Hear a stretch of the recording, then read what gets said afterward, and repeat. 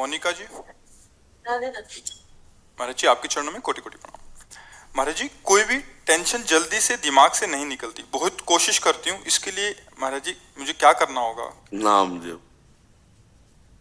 खाली दिमाग तो गंदगी ही तो भरेगी। अगर हमारे दिमाग में भागवतिक चिंतन है, परमात्मा चिंतन है, तो हम उसको 2 मिनट में डिलीट कर देंगे। नहीं तो जीवन भर आदमी जिसने गलत कभी बोला और सामने पड़ेगा तो जीवन भर कोई कोई द्वेष बनाए रहते हैं। विवेक तो वही कि एक क्षण में द्वेष को नष्ट कर दो और आनंद पूर्वक भगवत चिंतन में लगो। अगर भगवत चिंतन नहीं तो दूसरा कोई उपाय नहीं। आप ये पक्की बात समझ लो। अध्यात्म के बिना आप इन निगेटिव भावों को रौंद नहीं सकते। आप इनको रौंदने के लिए जब नाम जप करोगे तभी कितना भी कोई भी भारी से भारी विपत्ति, भारी से भारी समस्या, भारी से भारी निगेटिव चिंतन हम नष्ट कर सकते हैं भगवान के चिंतन के द्वारा।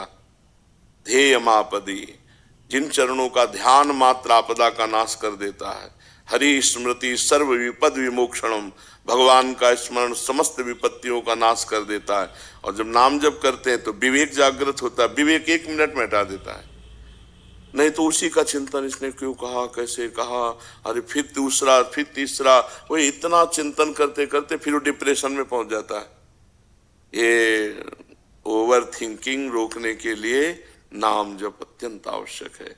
इस लोक और परलोक में आनंदित रहने के लिए, दिमाग शांत और शीतल रखने के लिए हमें भगवान का चिंतन, चाहे वो राम जपो, कृष्ण जपो, हरि जपो, जो नाम जपो, बिना नाम जप किए तब लग कुशल न जीव कहूं, सपने हूं मन विश्राम, जब लग भजत न राम कहूं, शोक धाम तज काम। ये शोक का धाम है संसार। कामनाओं का जाल बिछा हुआ। एक बात पूरी हुई 2 खड़ी हो गई, 2 पूरी हुई 4 खड़ी हो गई, और बार बार उसी का चिंतन करते हुए हमारा जीवन व्यर्थ चला जा रहा है। हम आनंद को तो जान ही नहीं पा रहे। आनंद किसे? हम समझ रहे हैं कामनाओं की पूर्ति से आनंद है, और कामनाओं की पूर्ति से तो और चिंता शोक बढ़ता चला जा रहा है। तो आनंद का मार्ग अध्यात्म है। हम नाम जप करते हुए सब काम करें। नाम जप करते हुए, नाम जप में इतनी प्रवीणता है, जैसे आपने हमें गाली दिया, आपने हमारी निंदा की, आपने हमें अपमानित किया, तुरंत विवेक उठेगा। नहीं नहीं, इसके भी हृदय में तो भगवान है। मेरे किसी पाप कर्म का दंड मुझे भुगताया जा रहा है। ये बेचारा तो निर्दोष है, इसको तो निमित्त बनाया जा रहा है। बड़े कृपालु भगवान, जो हमारे किए हुए कर्म का हमको दंड देकर पवित्र कर रहे हो। उससे मतलबे नहीं है, उससे मतलबे नहीं है। वो दुष्ट नहीं है। हमारी दुष्टता का किसी जन्म के जो कर्म है उसका दंड देने के लिए इसको निमित्त बनाया गया। ये विवेक, ये ज्ञान आपको 1 मिनट में बचा लेगा। दूसरी बात, इतनी नाम जप से क्षमता आ जाती है कि जैसे अपने हाथ से अपने चोट लग जाए, किसको आप गाली दोगे? अपने हाथ से चोट नहीं लग जाती, अपने किसको गाली दोगे? अपने दांत से जबान कट जाए, किसको गाली दोगे? ऐसे ही सब में आत्मस्वरूप भगवान का दर्शन कर रहा है, तो दुनिया के द्वारा किए हुए प्रहार को ऐसे ही समझ रहा है जैसे अपने हाथ से अपने को दंड में। वो किसी को दोषी नहीं समझता। सब में भगवत भाव। उमादे राम चरण रत, विगत काम मद को, निज प्रभु में देखें जगत, केसन करें विरोध। तो बिना भगवान के चिंतन के इस समस्या का समाधान नहीं हो सकता। जब तक सर्वत्र समबुद्धि नहीं आएगी, ज्ञान नहीं जागृत होगा, तब तक ये जलन शांत नहीं होगी। द्वेष करने वाले पर भी हम रोष ना करें, ये अध्यात्म है, तो हम जीत जाएंगे। नहीं, कितना प्रपंच, जरा दिमाग को आप अपने खुद देखिए, कितना प्रपंच भरा हुआ है।